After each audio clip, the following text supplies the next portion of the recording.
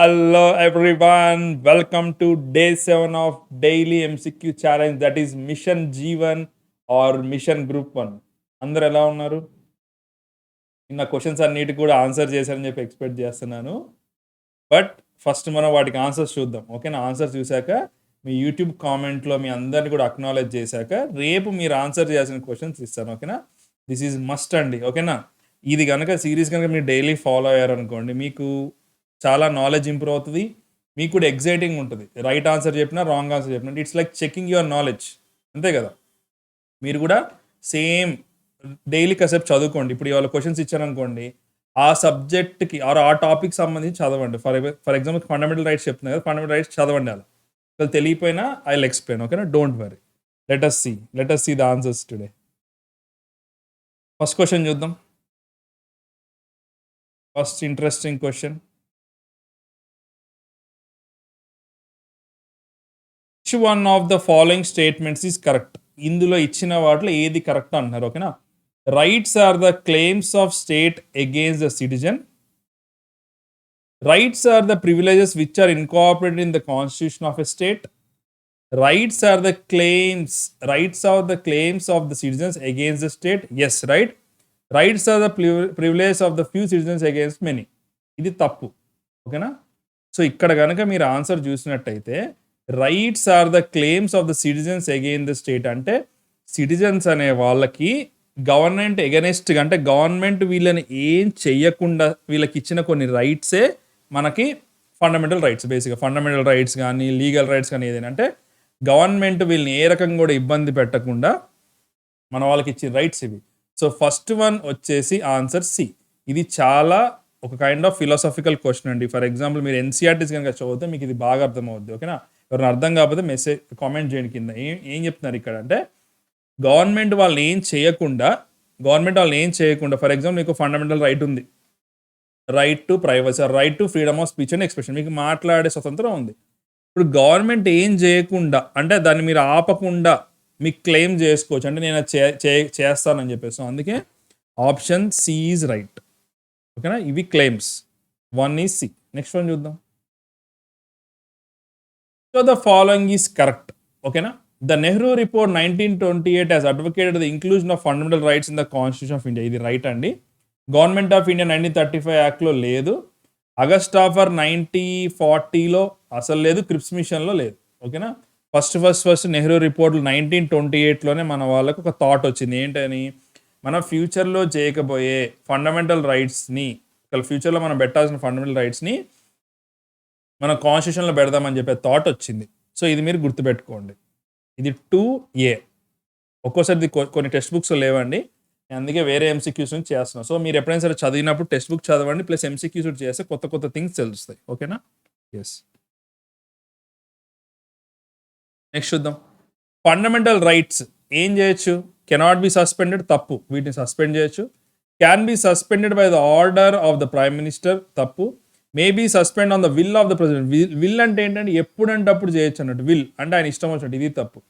May be suspended during emergency, ఇది correct అండి. Article 352 ప్రకారము నేషనల్ ఎమర్జెన్సీ ఉన్నప్పుడు మనకి freedom of speech and expression అనేది సస్పెండ్ అయిపోద్ది. దీంతో పాటు మిగతా రైట్స్ కూడా అలాంటి సస్పెండ్ చేసి, ఇది మాత్రం ఆటోమేటిక్గా సస్పెండ్ అయిపోద్ది. మిగతా అంటే మీకు మాట్లాడే స్వతంత్రం ఉండదు. ఆల్రెడీ మనం చూసాం కదా. ఇప్పుడు మీ పేరెంట్స్ని వాళ్ళని అడిగితే చెప్తారు ఎమర్జెన్సీ టైంలో ఏం జరిగింది అంటే బేసిక్గా. నెక్స్ట్ చూద్దాం.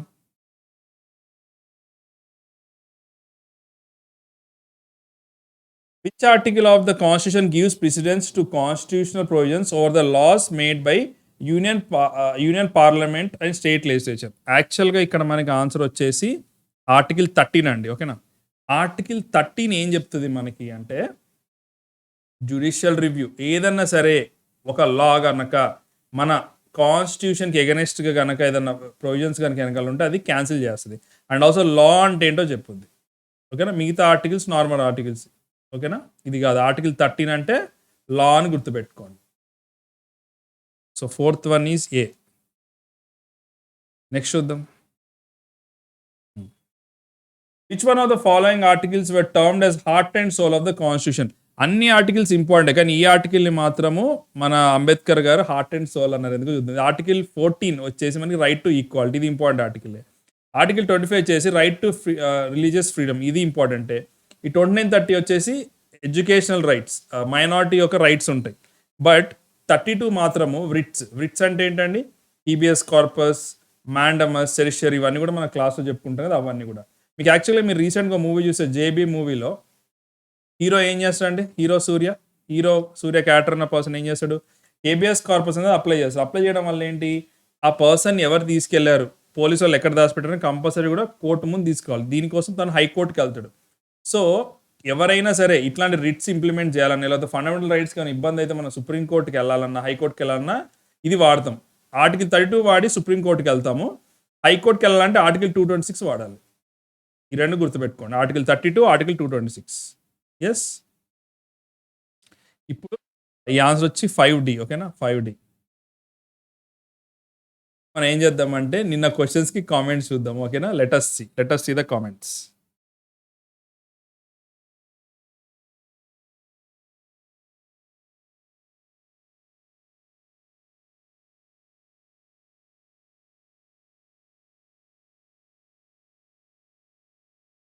ఇది చూడండి,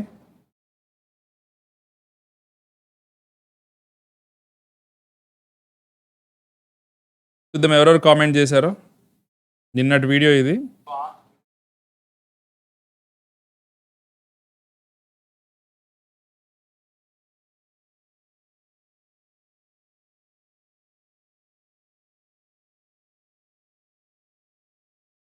ఎస్, సంతోష్ కుమార్ గారు కామెంట్ చేశారండి. గుడ్. లక్ష్మీ ప్రసన్న ఏదో చెప్తున్నారు.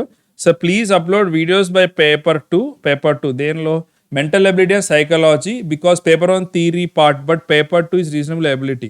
దేనిలో Lakshmi Prasanna, time taking paper, కానీ క్యాండిడేట్స్ కోచింగ్ వెళ్ళే కెపాసిటీ మేబీ ఉండకపోవచ్చు. So please upload paper 2 videos, it's my opinion. Okay తినేదో చెప్తున్నారు, ఒకసారి నేను మన టీమ్కి ఫార్వర్డ్ చేస్తాను. ఓకేనా, ఇది వీడియోస్ చేయమన్నారు, చేయండి. ఓకేనా, చూద్దాం. ఇది తిని కూడా ఆన్సర్ పెట్టారు. జీవి గోపాల్ గారు సూపర్ అంటున్నారు. విన్నీ ఆన్సర్ చేశారు. సుందర్ అంటున్నారు, సార్ గ్రూప్ 2 ఏబిపిఎస్సి కూడా చేయండి sir, please increase the time daily 30 minutes. Sundar, ఇప్పుడు మనం చేసే క్వశ్చన్స్ చాలా ఫండమెంటల్ బేసిక్ క్వశ్చన్స్. ఇది యూపీఎస్సికి కంపల్సరీ మీకు నాలెడ్జ్ ఉండాలి, ఏబిపిఎస్సికి గ్రూప్ 1 ఉండాలి, గ్రూప్ 2 ఉండాలి. సో ఇది గ్రూప్ 1 కూడా యూజ్ అవుద్ది. అండ్ డైలీ టైం 30 minutes చేయాలంటే ఒక 100 క్వశ్చన్స్ చెప్పాలి. మీరు అందరు కూడా 100 క్వశ్చన్స్కి ఆన్సర్ చేస్తా అంటే నేను పెడతాను. ఓకేనా, ఇప్పుడే కదా స్టార్ట్ అయిన స్లోగా నాకు కామెంట్స్ ఎక్కువ ఉండాలి సుందర్, ఎందుకంటే మీరు మీ ఫ్రెండ్స్కి షేర్ చేయండి. చేసినప్పుడు ఎక్కువ మంది కామెంట్ చేసినప్పుడు ఎక్కువసేపు చేయొచ్చు కదా వీడియో, అందుకే ఇప్పుడు తక్కువ టైం చేస్తున్నారు, రెస్పాన్స్ లేదు కాబట్టి. ఓకేనా, వీల్ ఇంక్రీస్. నారా సింగ్ దోస్తి గేమింగ్ కామెంట్ చేశారు.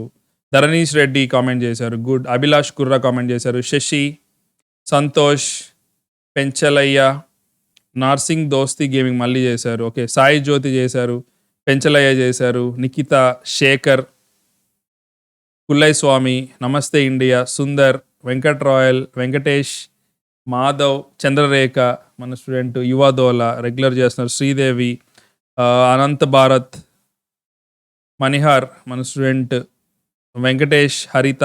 ఎస్, గుడ్ అండి, మీరు ఇట్లే కంటిన్యూ చేయండి. ఓకేనా, కీప్ గోయింగ్. డైలీ కూడా మీరు కామెంట్స్ చేయండి. ఓకేనా, డైలీ కూడా కామెంట్ చేయండి, రైట్ ఆన్సర్ ఏంటో తెలుసుకోండి ఇవాళ వీడియోలో. ఓకేనా, లెటస్ సి. ఇప్పుడు రేపటి క్వశ్చన్స్ ఏంటో చూద్దాం. ఓకేనా, లెటస్ సి, రేపటి క్వశ్చన్స్ చూద్దాం.